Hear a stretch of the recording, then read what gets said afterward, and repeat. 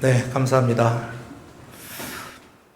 지난주 토요일과 주일 이틀에 걸쳐서 우리 성도님들의 기도와 성원으로 우리 청소년부 수련회가 은혜롭게 잘 마치고 돌아왔습니다. 다시 한 번 더 후원해 주시고 또 기도해 주시고 또 걱정해 주신 성도님 여러분들께 진심으로 감사를 드립니다.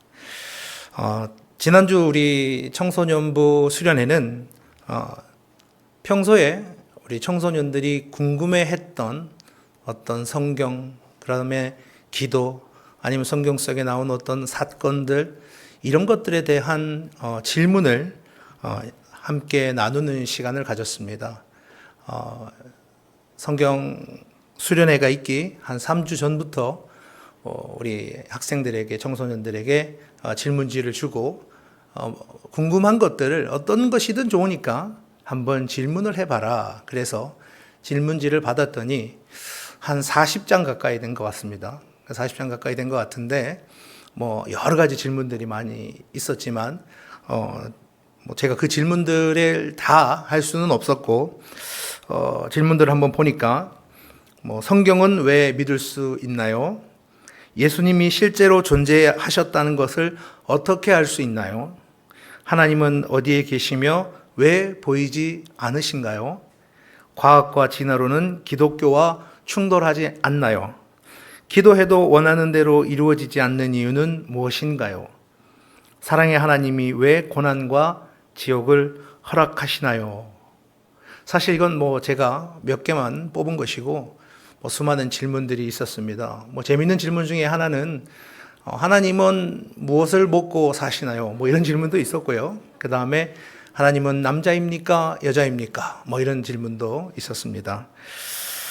물론 이 질문보다 더 많은 질문들이 있었지만은 이 수련회에 배정된 시간 때문에 제가 그 모든 질문들에 답은 할 수 없었고 몇 가지 이렇게 정리해서 우리 청소년부 수련회 때 선생님들과 그리고 우리 청소년들과 함께 질문과 또 답변을 하는 시간을 가졌었습니다. 굉장히 유익했고 그 다음에 우리 청소년들이 이러한 생각을 가지고 있구나라는 것들을 제가 다시 깨닫게 되는 그런 날이었던 것 같습니다.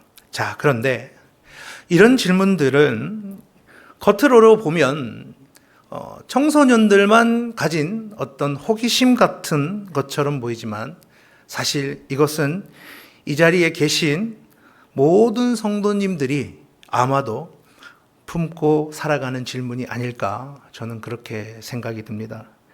어른들은 질문이 없어서 말하지 않는 것이 아니라 오랫동안 교회 다닌 사람이 이제 와서 이런 걸 물으면 아이고 믿음 없다 이렇게 보일까봐 마음속에 묻어두었다라고 하는 것이 오히려 맞을 것 같습니다. 오늘 본문에도 사도 바울은 자신의 눈에 보이는 모든 현실을 편안하게 이해하고 있었던 것이 아닙니다. 바울은 박해와 또한 육체의 쇠약, 죽음의 위험을 경험한 사람입니다.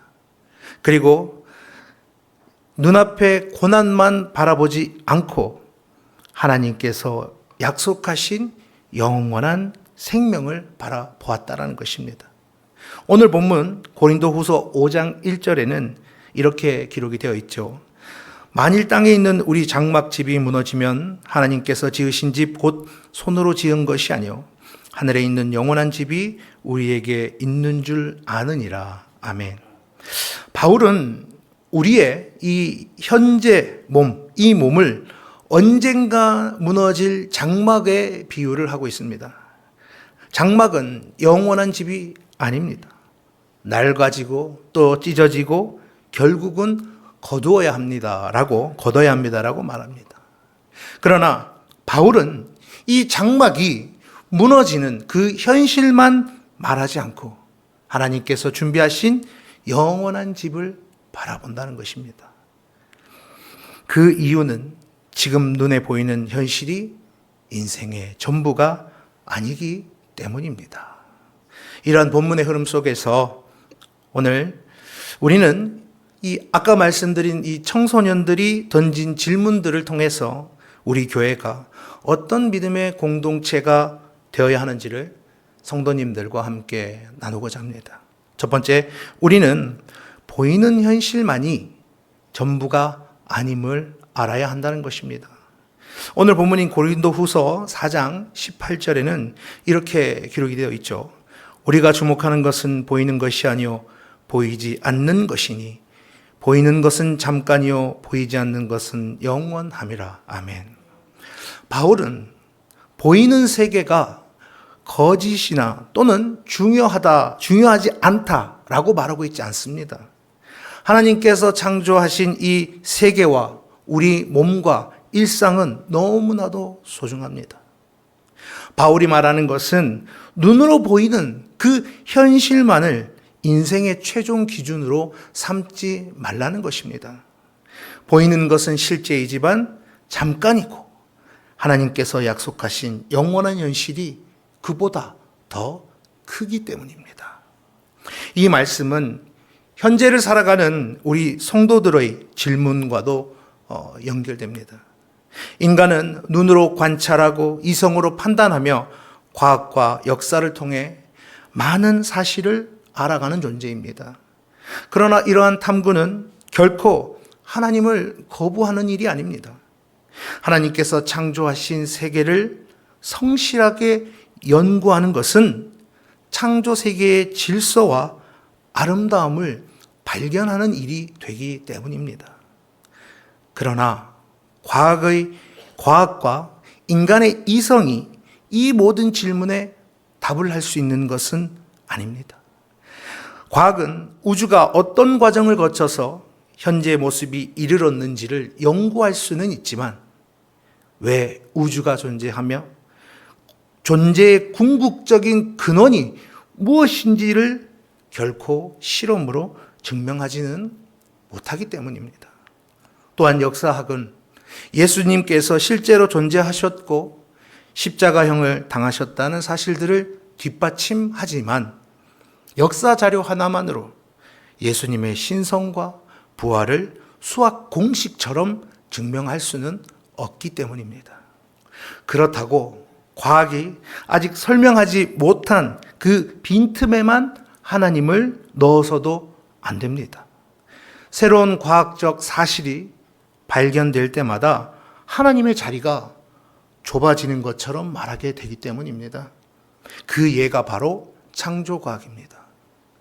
하나님은 우리가 아직 알지 못하는 부분에만 계시는 분이 아니라 우리가 알고 연구하는 모든 세계의 창조주이십니다. 그러므로 교회는 질문을 두려워하지 말아야 합니다. 그냥 덮어놓고 믿어라. 의심하면 죄다. 라고 말하면 질문이 사라지는 것이 아니라 교회 안에서 말할 수 없게 될 뿐입니다. 그리고 그 말하지 못한 질문은 마음속에서 더 큰 오해와 불신으로 자라나게 됩니다. 동시에 질문을 존중한다는 것이 모든 답을 똑같이 옳다고 인정한다는 의미도 또한 아닙니다. 교회는 성경을 신앙과 삶의 최종 권위로 삼아야 합니다. 그리고 성경이 분명하게 가르치는 것, 성경에 근거하여 신학적으로 추론하는 것, 또한 정통신앙 안에서 여러 견해가 존재하는 것을 우리는 정직하게 구별할 줄 알아야 한다는 것입니다. 하나님께서 모든 것을 창조하셨고 인간이 하나님의 형상이며 죄가 세상에 들어왔고 예수 그리스도만이 구원자시라는 것은 포기할 수 없는 우리 기독교의 복음의 진리입니다. 그러나 이 창세기의 날, 창세기에 나오는 이 날을 어떤 방식으로 이해할 것인지, 지구의 연대를 어떻게 볼 것인지, 어느 날 특정한 은사가 계속되는지에 대해서는 우리 이 정통 교회 안에서도 여러 견해 차이가 있습니다. 그러나 중요한 것은 이런 문제에서 자신의 해석을 성경 자체와 동일시하거나 다른 견해를 가진 사람을 쉽게 불신앙으로 판단해서는 안 된다는 것입니다. 부모와 교사들도 모르는 질문 앞에서 잘 모르겠다라고 말을 할 수 있어야 합니다. 그러나 그 말로 끝내지 말고 성경을 펴고 함께 찾아보자 하고 손을 잡아줘야 한다는 것입니다. 그래도 어렵고 이해가 되지 않을 때는 저와 같은 교육자나 목회자를 통해서 신학적인 해석을 지도받을 수 있어야 합니다. 그렇기 때문에 건강하고 그 어떤 유혹에도 흔들리지 않는 교회는 보이지 않는 지식의 한계를 인정하면서도 말씀을 통해 보이지 않는 영원한 진리를 함께 바라보는 교회의 힘을 이 시간 꼭 기억하시길 바랍니다. 두 번째로, 모든 답을 알지 못해도 하나님을 신뢰하며 걸어가야 한다는 것입니다. 오늘 보면 고린도후서 5장 7절에는 이렇게 기록되어 있습니다. 이는 우리가 믿음으로 행하고 보는 것으로 행하지 아니함이로라. 아멘. 여기서 행한다는 이 말은 헬라어로 페리파테오라는 동사로서 실제로 걸어간다라는 뜻을 가지고 있습니다.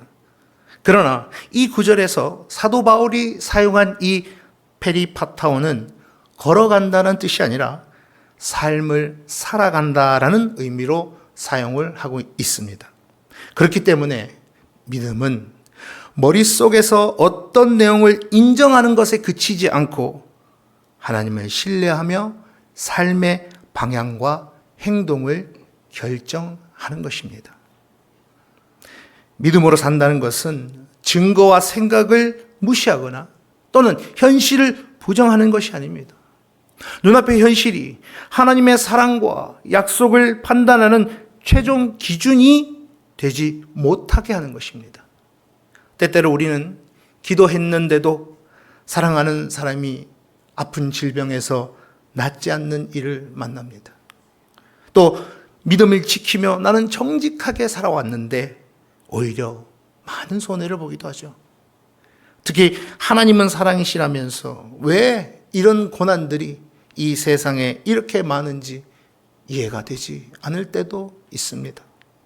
성도 여러분, 성경은 모든 고난의 구체적인 이유를 한 문장으로 설명하지 않습니다. 어떤 고난은 인간의 죄와 악에서 생기고 어떤 고난은 타락한 세상의 질병과 재난에서 옵니다. 물론 어떤 고난은 하나님께서 우리의 믿음을 연단하시는 기회가 되기도 합니다. 그러나 고통받는 사람들에게 우리가 함부로 하나님이 너를 훈련하려고 주신 일이다 이렇게 말해서는 안 됩니다. 그럼에도 우리가 하나님을 신뢰할 수 있는 이유는 하나님께서는 고난의 바깥에서 그저 바라보기만 하시는 분이 아니기 때문입니다. 하나님의 아들이신 예수 그리스도께서 참된 인간이 되어 우리의 고통 속으로 들어오셨습니다. 죄 없으신 주님께서 십자가에서 우리의 죄와 심판을 담당하셨고 죽은 자 가운데서 다시 살아나셨습니다. 물론 이 십자가가 우리가 가진 모든 질문에 답변과 설명을 제공해 주진 않습니다. 그러나 하나님께서 우리의 고통에 무관심하지 않으시며 죄인을 얼마나 사랑하시는지를 가장 분명하게 보여주는 것이 바로 십자가라는 것입니다. 즉 부활은 죽음이 마지막 결론이 아니라는 하나님의 가장 큰 약속인 것입니다. 그러므로 믿음은 나는 모든 것을 설명할 수 있다는 단순한 자신감이 아니라 나는 모든 것을 알지 못하지만 나를 위하여 십자가를 지시고 부활하신 주님이 다시 부활하신 주님이 신실하시다는 것을 믿는다는 고백이라는 것입니다. 여러분, 아브라함도 처음부터 완전한 믿음을 가진 사람이 아니었습니다. 두려움 때문에 실패했고 하나님의 약속을 기다리지 못하기도 했습니다. 그러나 하나님은 그를 포기하지 않으시고 말씀과 여러 과정을 통해 성장시키셨습니다. 그 결과 믿음의 조상이 된 것이죠. 믿음의 사람은 한 번도 흔들리지 않는 사람이 아니라 흔들릴 때마다 하나님의 약속으로 다시 돌아오는 사람입니다. 우리의 믿음도 말씀과 기도와 예배와 성례 그리고 교회 공동체를 통해서 자랍니다. 하나님이 느껴지지 않는 날에도 말씀을 붙들고 응답이 보이지 않아도 기도하고 넘어졌을 때 다시 회개하고 혼자 견디기 힘들 때 공동체의 도움을 구하는 것이 믿음으로 걷는 모습이라는 것입니다. 심한 우울과 불안 그리고 질병을 겪을 때 전문적인 상담과 의학적 치료를 받는 것도 믿음이 부족한 행동이 아닙니다. 하나님은 말씀과 기도뿐만 아니라 공동체와 의료와 상담과 같은 일반적인 은혜의 수단도 사용하시기 때문입니다. 그러므로 성도 여러분, 진정한 믿음은 모든 질문이 사라진 상태가 아닙니다.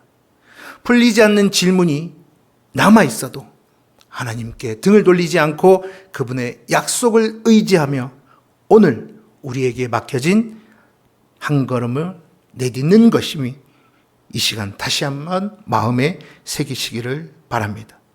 이제 마지막 세 번째로 어디에 있든지 주님을 기쁘게 하시는 삶을 살아야 한다는 것입니다. 오늘 본문 고린도후서 5장 9절에 보면 이렇게 기록되어 있습니다. 그런즉 우리는 몸으로 있든지 떠나든지 주를 기쁘게 하시는 자가 되기를 힘쓰노라. 아멘.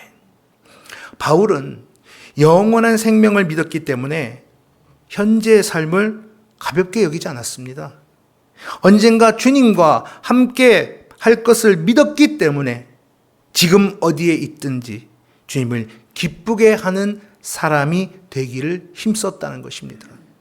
보이지 않는 영원한 소망은 현실을 회피하게 하는 것이 아니라 오늘을 더 책임 있게 살아가게 한다는 것입니다. 청소년들에게 신앙에 대한 이 질문에 대한 바른 답을 제공하는 것은 중요합니다. 그러나 우리 자녀들은 어른들의 그런 답변만 듣는 것이 아니라 어른들의 삶을 보고 신앙을 배운다는 것입니다. 부모가 예배의 중요성을 말하면서 주의를 가볍게 여기고 정직을 가르치면서 작은 이익을 위해 거짓을 선택하며 사랑을 말하면서 다른 사람을 함부로 판단한다면 아무리 논리적인 답을 주어도 자녀들은 복음을 신뢰하기 어려울 것입니다.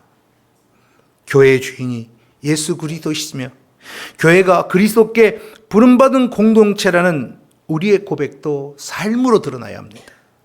교회는 잘못을 감추기보다 회개하고 소중한 성도들의 재정을 투명하게 사용하며 교회 내 약한 사람들을 보호하고 상처 입은 사람의 말에 귀를 기울일 줄 알아야 합니다.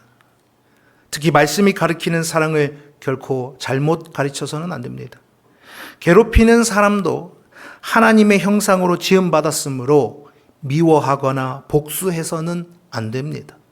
그러나 그 사람을 사랑한다는 이유로 그 폭력을 참고 신고하지 말라고 해서도 안 된다는 것입니다.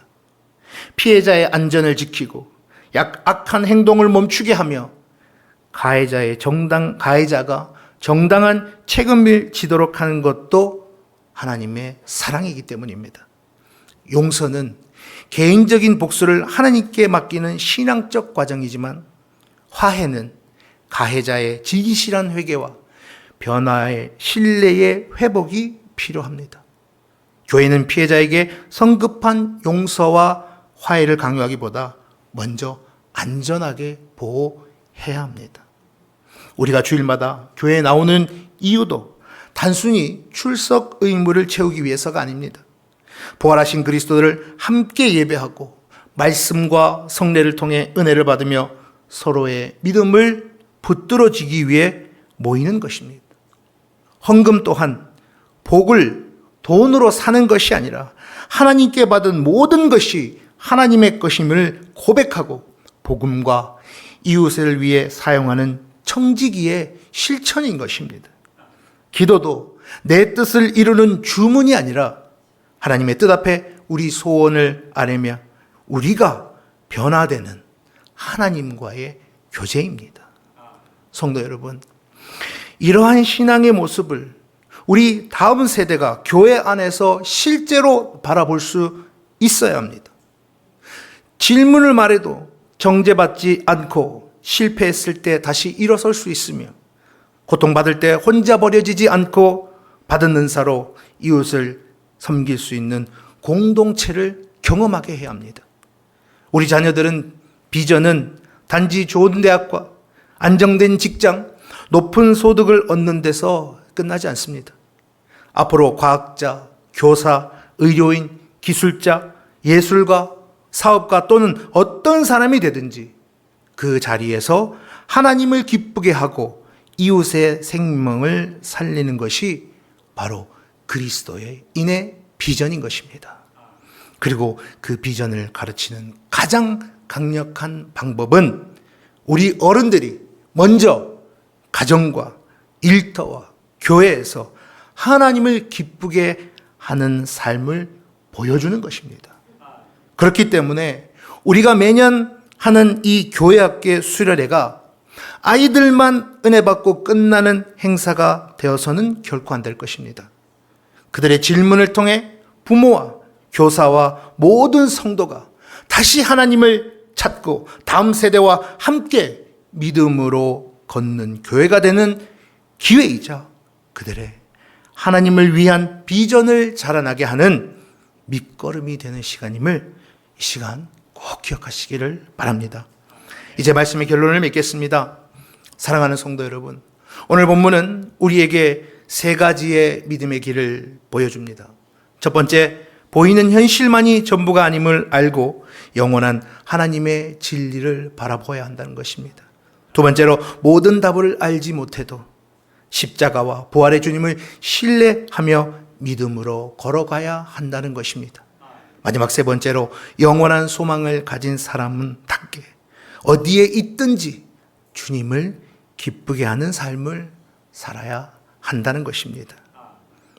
여러분, 우리는 하나님에 관한 모든 신비를 결코 설명할 수가 없습니다. 그러나 구원에 필요한 하나님의 뜻은 성경에 분명하게 계시되었으며 예수 그리스도 안에서 하나님의 사랑과 공의가 가장 온전하게 나타났습니다. 우리는 아무 근거 없이 그저 덮어놓고 믿는 사람이 아니라 말씀하시고 약속을 이루시며 그리스도를 죽은 자 가운데서 살리신 그 하나님을 믿고 신뢰하는 사람들인 것입니다. 그러므로 여러분, 질문이 생길 때는 그것을 믿음에서 떠나는 이유로 삼지 말고 하나님을 더 깊이 알아가는 그 출발점으로 삼으시길 원합니다. 현실이 어둡고 응답이 보이지 않을 때도 눈에 보이는 것만으로 하나님을 판단하지 마시기 바랍니다. 십자가와 부활의 약속을 붙들고 오늘 맡겨진 순종의 한 걸음을 걸으시기 바랍니다. 그리고 우리 자녀들과 다음 세대들에게 이렇게 말할 수 있기를 바랍니다. 너의 질문을 두려워하지 말아라. 우리도 모든 것을 알지는 못한다. 그러나 성경을 펴고 함께 찾아보자꾸나. 이해되지 않는 순간에도 우리를 붙드시는 예수님을 함께 신뢰하자. 그리고 가정과 학교와 일터와 세상 속에서 주님을 기쁘게 하며 함께 걸어가자라고 말입니다. 사랑하는 수성교회 성도 여러분, 저는 우리 교회가 질문을 막는 교회가 아니라 진리를 함께 찾는 교회, 눈에 보이는 현실을 넘어 하나님의 약속을 바라보는 교회, 다음 세대와 함께 믿음으로 행하며 주님을 기쁘게 하시는 교회가 되기를 진심으로 바라고 소망합니다.